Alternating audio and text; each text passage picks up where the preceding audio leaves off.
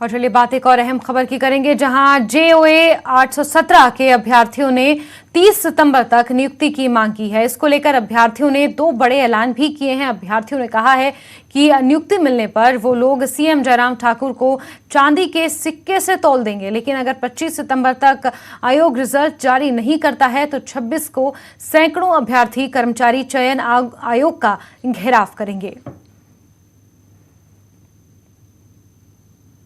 अगर 30 सितंबर तक माननीय मुख्यमंत्री हिमाचल प्रदेश हमें सभी 62 विभागों में 1400 पूरे के पूरे पदों पर नियुक्तियां दे देते हैं तो उनको उनके सम्मान में एक इतिहास बन जाएगा, उनको चांदी के सिक्कों से तोला जाएगा। और दूसरा ऐलान ये है कि हम कोशिश कर रहे हैं, प्रार्थना कर रहे हैं कि कर्मचारी चयन आयोग इसी महीने की 24 तारीख तक हमारा रिजल्ट दे दे, क्योंकि 25 को संडे आ रहा है। अगर रिजल्ट नहीं आता है तो हमारे पीछे जिन तमाम अभ्यर्थियों का सहयोग है, जो कह रहे हैं, जिन्होंने हमें यहाँ भेजा है, उन्होंने ये कहा कि 26 तारीख को हम फिर सैकड़ों की संख्या में आयोग कार्यालय के बाहर आ जाएंगे और वो फिर आयोग अपने हिसाब से डील करेंगे। और खबर सोलन से, जहां कूड़े और पानी का बिल ऑनलाइन जमा करने की सुविधा दी गई है, लेकिन जटिलताओं की वजह से लोग ऑनलाइन पैसे जमा नहीं करवा पा रहे हैं। शहरवासियों की मांग है कि जल्द ही ऑनलाइन पेमेंट की जटिलताओं को खत्म कर देना चाहिए ताकि वो सभी बिलों का भुगतान ऑनलाइन कर सकें। हालांकि इस पर नगर निगम की जॉइंट कमिश्नर प्रियंका चंद्रा ने बताया कि इस सुविधा का लाभ लेने के लिए पहले पंजीकरण करना होगा।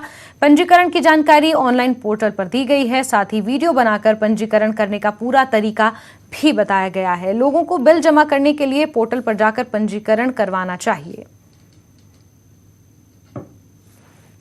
ऑनलाइन OTMS सिस्टम है, ऑनलाइन टैक्स मैनेजमेंट सिस्टम, वो वैसा तो है ना कि नहीं चल रहा है, बट ये है कि उसमें एक यूजर आईडी और पासवर्ड है। कुछ लोग हैं उसको जनरेट नहीं कर पा रहे हैं, इसलिए हमने उसमें ही एक लिंक भी दिया हुआ है। साथ ही उसमें नीचे गाइड दिया है, यूजर गाइड। और उस यूजर गाइड में अगर आप जाएंगे तो आपको पता चल जाएगा कि आपने कैसे यूजर आईडी और पासवर्ड उसमें डालना है।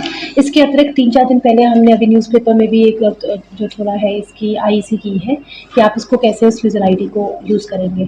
तो वो जो इशू है वो थोड़ा उसकी वजह से आ रहा है, एंड एज सच पेमेंट्स जो है वो हो रही है। और खबर राजधानी शिमला से, जहां नए रोपवे प्रोजेक्ट की सौगात मिलने जा रही है। अर्बन ट्रांसपोर्ट रोपवे प्रोजेक्ट के तहत तारा देवी से ढिंगू माता मंदिर के लिए प्रोजेक्ट को मंजूरी मिल गई है। वित्त मंत्रालय ने 14.69 किलोमीटर लंबे और 15 स्टॉपेज वाले इस प्रोजेक्ट को सैद्धांतिक मंजूरी दे दी है। बता दें कि यह प्रोजेक्ट 154 करोड़ की लागत से तैयार होगा। वहीं शहरी विकास मंत्री सुरेश भारद्वाज ने कहा कि आने वाले 6 महीने में इस प्रोजेक्ट पर काम शुरू होने की उम्मीद है।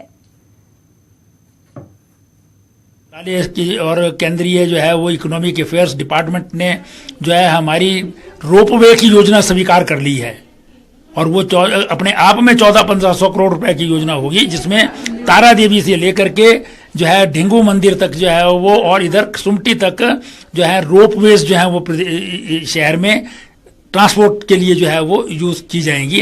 ये बहुत बड़ा प्रोजेक्ट है और मैं समझता हूँ कि विदिन 6 मंथ जो है वो हम इसको भी लॉन्च कर सकते हैं।